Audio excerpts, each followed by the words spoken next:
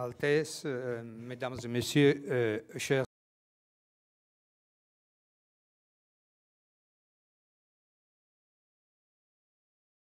amis, je remercie le duc Paul d'Oldenburg pour l'invitation à m'exprimer ce soir devant vous.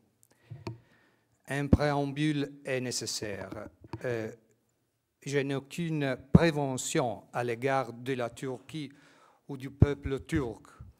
Je ne peux oublier que l'actuelle Turquie est le territoire qui, comme l'a rappelé le pape Jean-Paul II, a vu jaillir les premières germes de l'Évangile. À Antioche naquit une des premières communautés chrétiennes, guidée par Saint Pierre, dont il fut l'évêque. À Éphèse, la Sainte Vierge s'endormit pour être enlevée au ciel. Et Saint Jean y vécut longtemps. Tars fut la ville natale de Saint Paul. Et les premiers conciles œcuméniques se déroulèrent sur le territoire de l'actuelle Turquie. Sur ce même territoire, dans la ville de Nicée, en 325, fut formulé le credo que nous récitons chaque dimanche à la messe. Mais depuis 1453, l'année de la chute de Constantinople, l'histoire de la Turquie s'est déroulée en contradiction avec celle du christianisme. L'Europe chrétienne a défini sa propre identité en rejetant l'agression de l'Empire ottoman à Lépante, à Vienne, à Budapest, à Belgrade. Et toutes les traces chrétiennes en Turquie ont été systématiquement effacées. Aujourd'hui, en Turquie, il reste les pierres, mais il ne reste aucune présence vivante de l'identité chrétienne. Nous parlons donc aujourd'hui de la Turquie d'aujourd'hui, non pas de l'Empire byzantin et même pas de l'Empire ottoman, avec lequel l'Europe avait trouvé, après des siècles de lutte au début du XXe siècle, un modus vivendi. La présence ici de M. Missire de Lusignan en est le témoignage. Je salue Livio Missire de Lusignan qui, bien qu'italien et catholique romain, se dit et se veut le dernier des Ottomans. Il fait partie de ces anciennes familles latines de l'Empire ottoman qui avaient continué à vivre en Turquie sans renoncer à leur identité millénaire. En 1918, on assista à la chute de l'Empire ottoman, du même que celle des autres grands empires, l'Empire austro-hongrois, l'Empire russe et le Deuxième Reich allemand, après cette Première Guerre mondiale, qui fut quelque chose de plus qu'une guerre. Ce fut une révolution, et les mots ne sont pas de moi, mais de l'historien hongrois François Feytaud, qui a donné à cette guerre l'objectif de républicaniser l'Europe. Descendre de l'Empire ottoman, la République laïque de Kemal Atatürk surgit.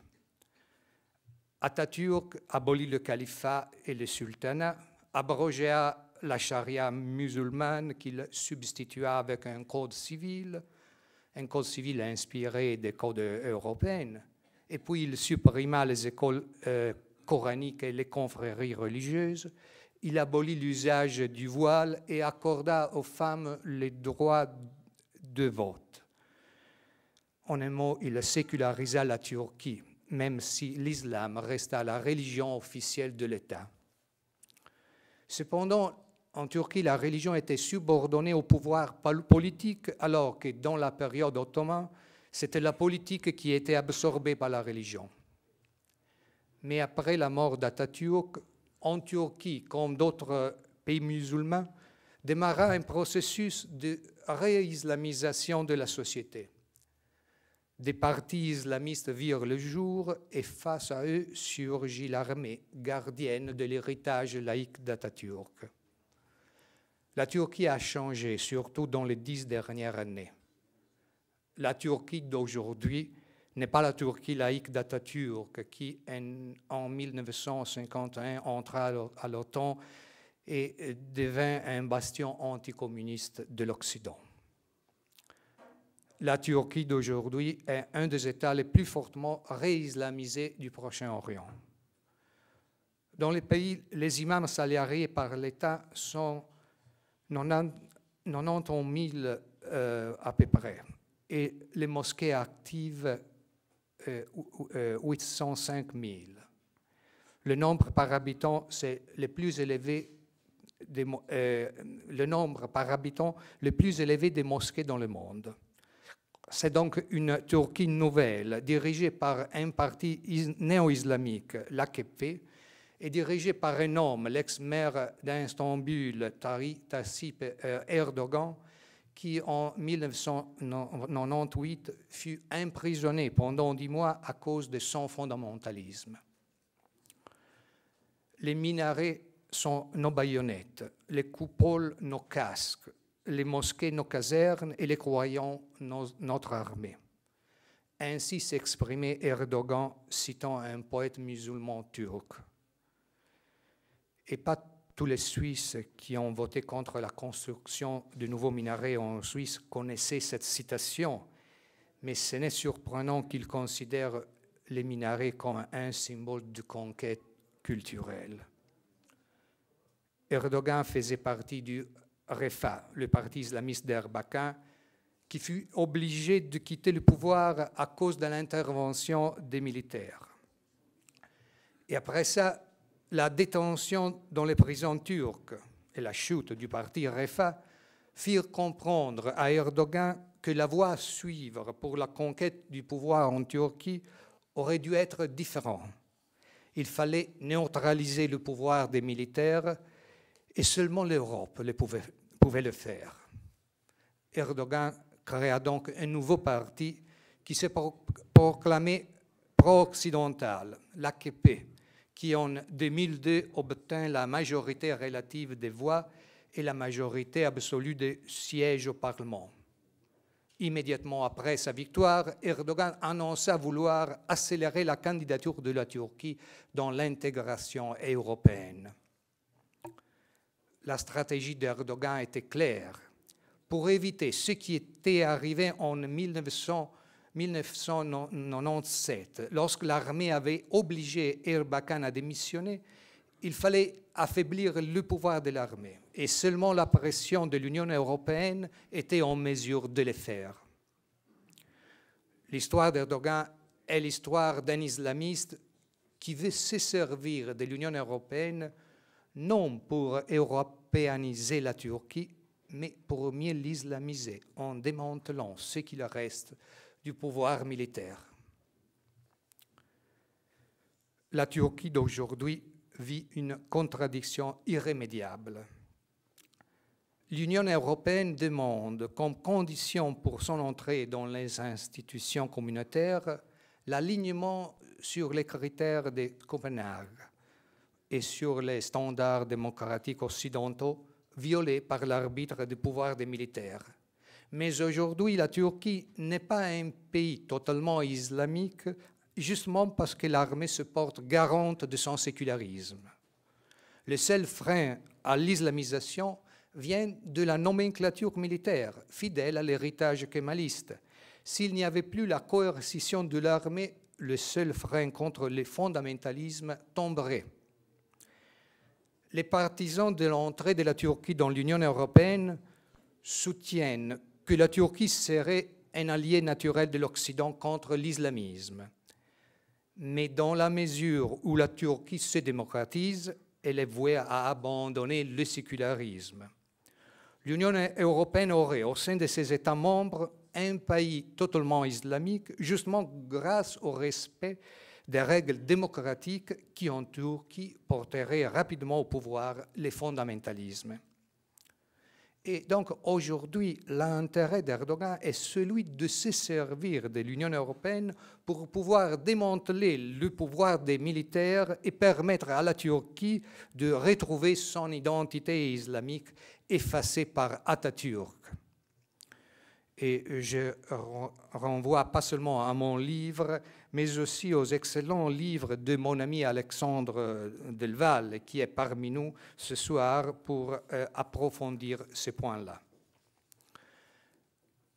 Recep Tayyip Erdogan et Abdullah Gül, qui est le président de la Turquie actuelle, assurent ne pas être islamistes et prétendent se reconnaître tant dans le kémalisme que dans l'Union européenne, mais ils obligent leurs femmes et leurs sœurs à porter le voile. Et dans les universités turques, le voile était interdit aux étudiantes. Mais en 2008, Erdogan a tenté d'imposer la libéralisation du voile islamique dans les universités. Et elle n'a été rejetée qu'au dernier moment, en juin 2008, par la Cour constitutionnelle turque. En réalité, le voile prescrit par la charia est devenu non seulement un drapeau identitaire de l'AKP, mais aussi le symbole politique des musulmans radicaux en Europe. En Europe, le voile est devenu, beaucoup plus que dans les pays islamistes, une frontière idéologique qui proclame l'existence d'un rideau de séparation entre la société islamique et la société occidentale, un symbole de lutte brandi au nom du refus de l'intégration.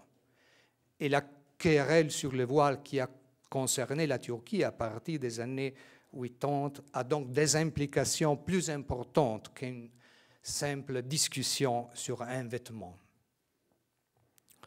Le voile, les mosquées, les minarets sont les symboles de ce que Batailleur définit comme le soft jihad, une guerre culturelle différente du hard jihad, la guerre militaire islamique.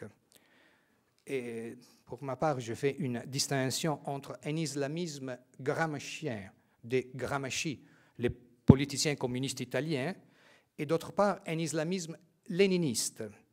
L'islamisme léniniste est celui des musulmans qui veulent conquérir l'Europe avec les instruments de la guerre et du terrorisme.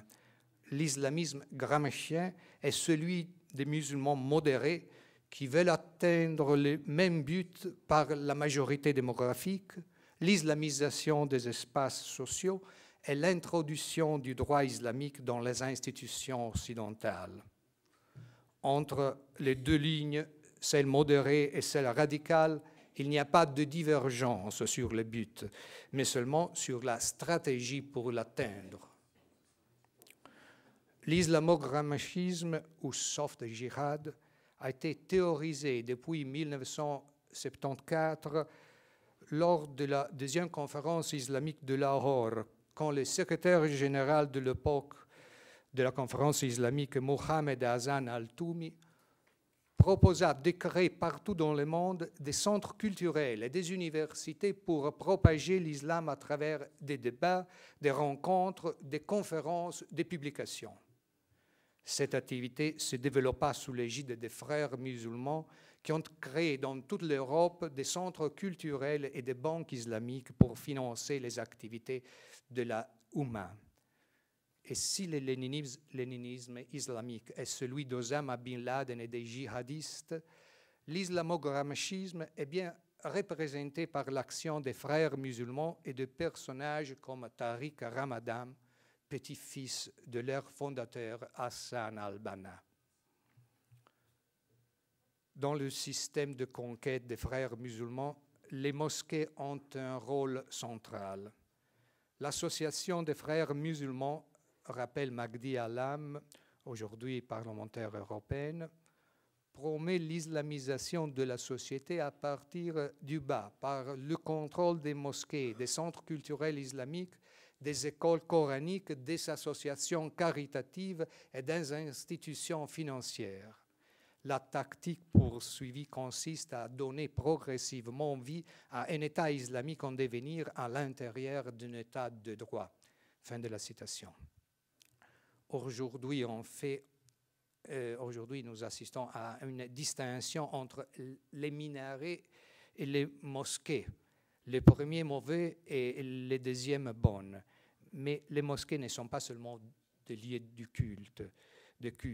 Dans l'islam dépourvu d'une prêtrise spécifique et donc d'un véritable culte divin, la mosquée est le lieu de rassemblement pour la communauté, d'enseignement coranique, des propagandes politiques et des propagandes culturelles.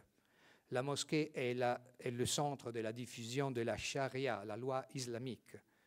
Le cheikh Youssouf Al-Qaradawi, dans une fatwa du 29 octobre 2001, rappelle que depuis toujours, il dit, la mosquée a eu un rôle dans les djihad au nom d'Allah pour combattre les envahisseurs ennemis de cette religion.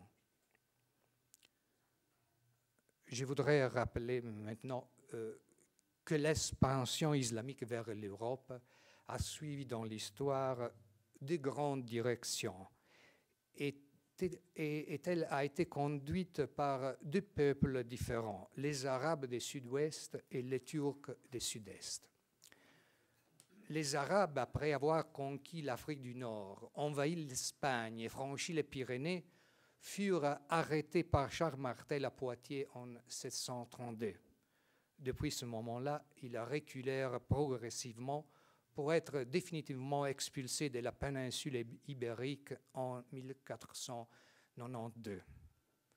Les Turcs, d'autre part, après avoir asservi l'Empire byzantin et les Balkans, furent arrêtés à Vienne en 1683. Dans ces cas aussi, la défaite militaire de l'islam fut un point tournant qui conduisit à une perte progressive des territoires de l'Europe centrale. Eh bien, l'offensive musulmane à l'égard de l'Europe suit aujourd'hui les deux mêmes lignes directrices.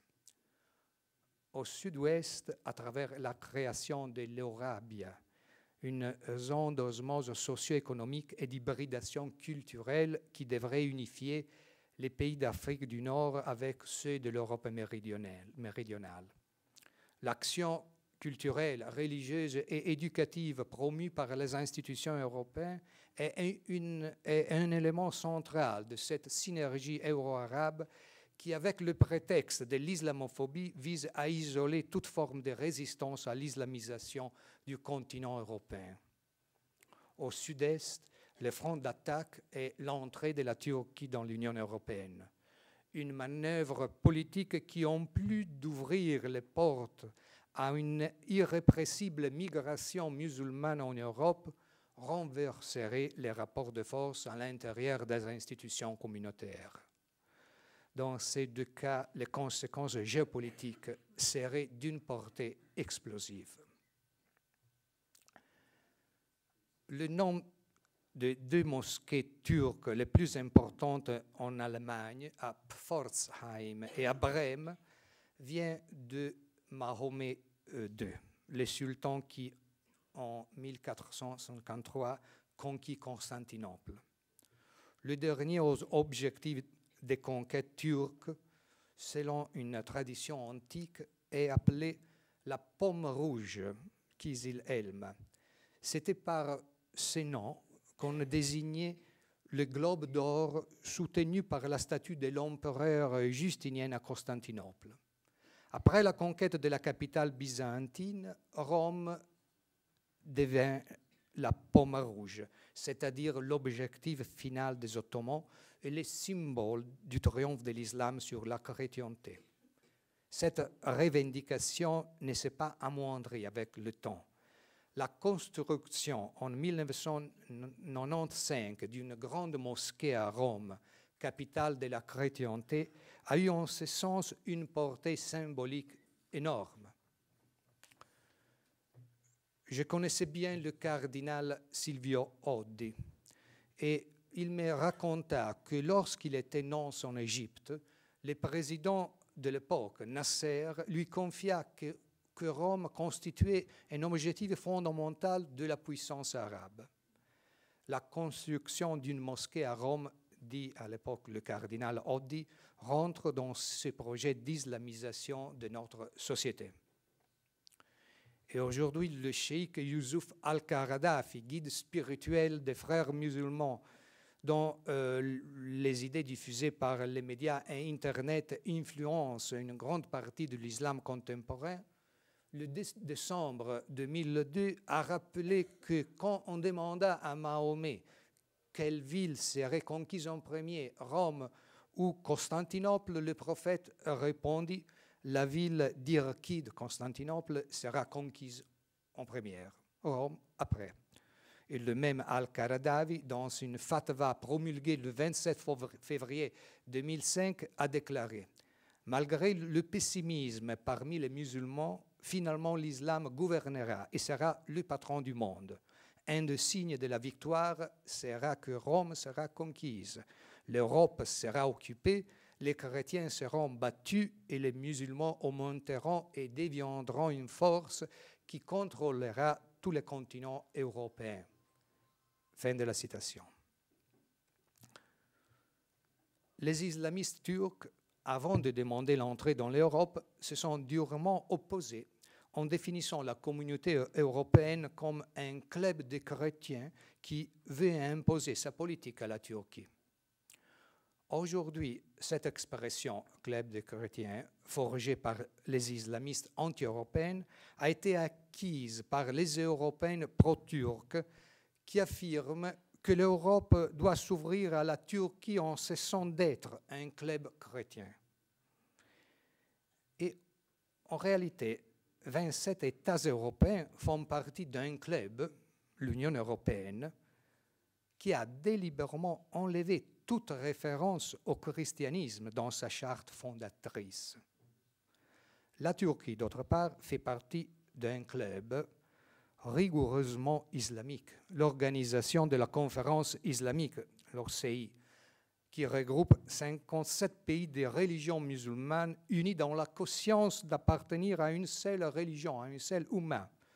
Le but de l'OCI est de défendre l'identité islamique des musulmans qui vivent dans n'importe quelle partie du monde, y compris l'Europe, cette Europe qui, pour sa part, renonce officiellement à sa propre identité chrétienne.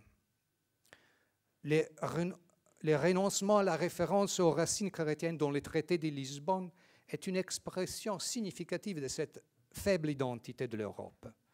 La République turque présente par contre une identité politico-religieuse extrêmement forte et sa demande d'entrée dans l'Union européenne n'a pas été avancée pour renoncer à une telle identité ou la diluer, mais au contraire pour l'imposer dans le continent européen.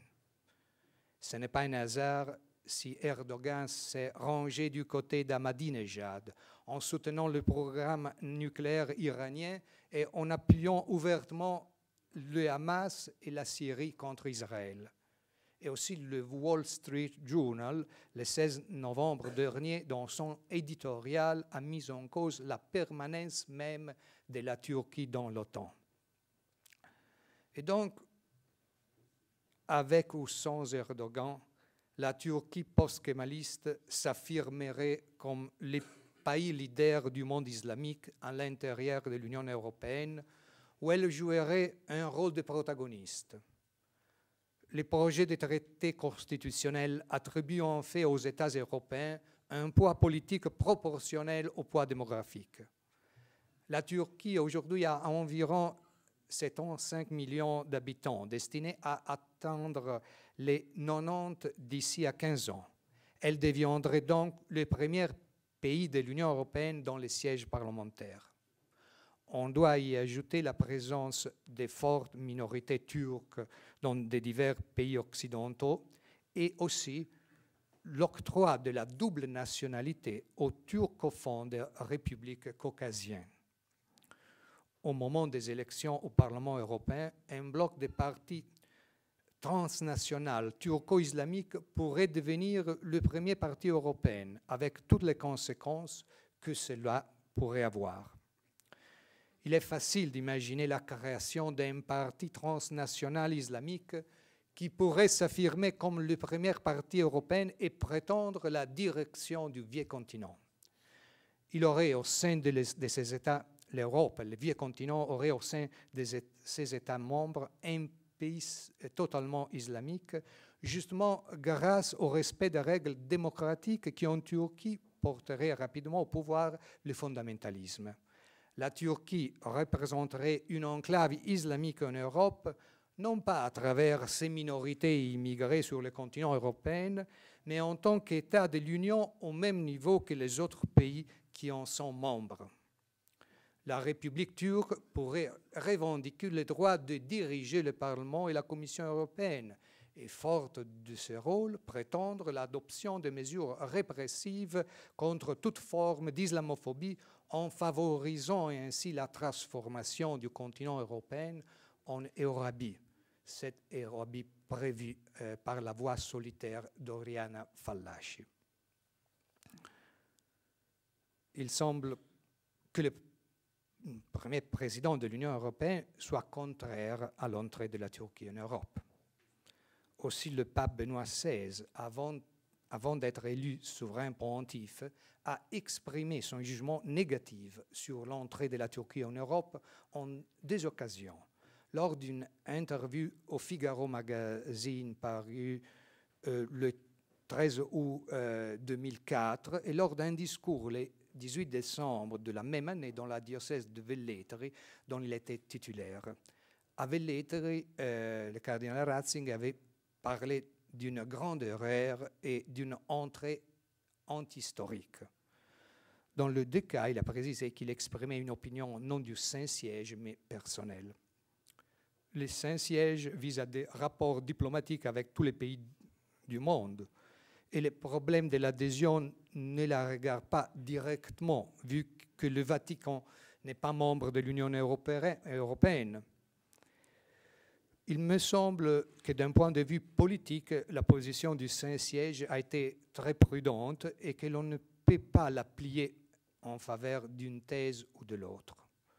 Sur le plan pastoral, je crois cependant que l'Église devrait se prononcer clairement sur les risques d'islamisation de l'Europe aussi à travers l'entrée de la Turquie. Je ne crois pas que le point de vue du pape Benoît XVI soit aujourd'hui différent de celui du cardinal Joseph Ratzinger. Lors de sa visite en Turquie en 2006, le souverain pontife a évité de traiter ce sujet délicat.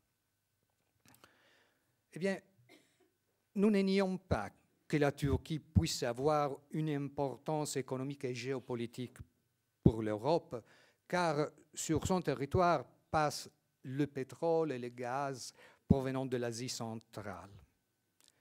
Ce point peut justifier une collaboration, un rapport de partenariat privilégié avec la Turquie. Mais ce n'est certainement pas une raison suffisante pour imposer son entrée dans l'Union européenne. Bruxelles soutient un projet appelé Nabucco, qui est un gazoduc qui transportera le gaz de la mer Caspienne à la Turquie et de là en Europe. Un projet conçu pour réduire la dépendance européenne du gaz russe. Mais est celle-ci une bonne raison pour faire entrer la Turquie en Europe? Aujourd'hui, l'Europe dépend surtout du Blue Stream russe. Mais jamais personne n'a pensé faire entrer la Russie dans l'Union européenne pour l'apport énergétique qu'elle offre à l'Europe. De notre côté, le 6 août 2009, la Turquie et la Russie ont signé un accord pour construire ensemble un gazoduc, South Stream, et par conséquent, la Russie continuera à jouer un rôle clé dans la fourniture de gaz à l'Union européenne, y compris celle qui transitera par la Turquie. Et on ne comprend pas pourquoi la Turquie, oui, et la Russie, non. Mais par-dessus tout, on ne comprend pas pourquoi une alliance géopolitique pour gérer les ressources énergétiques devrait se transformer en un partage des souverainetés politiques qui est l'Union européenne.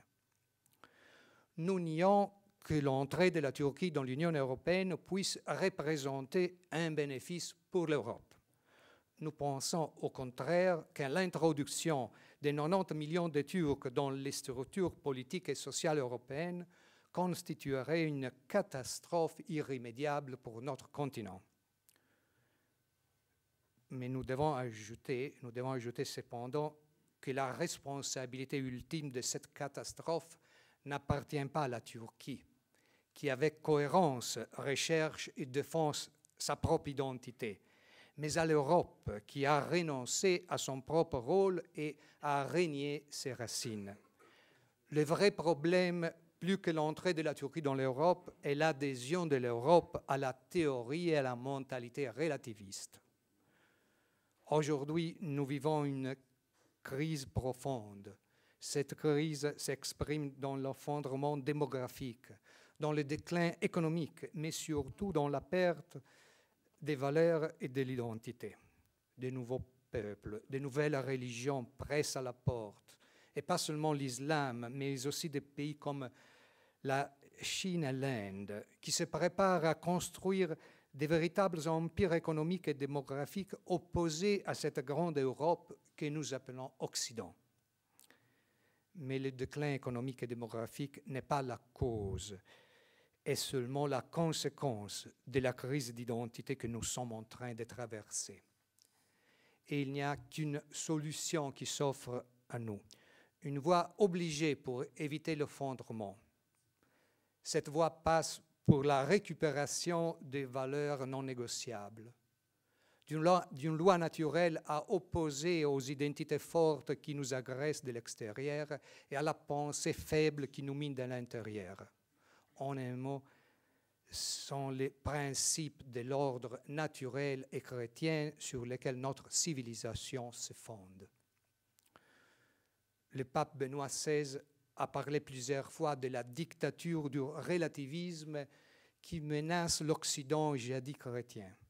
C'est ce relativisme culturel et moral qui aujourd'hui nous voudrait nous imposer l'entrée de la Turquie dans l'Union européenne, censurant au nom du politiquement correct toute voix contraire.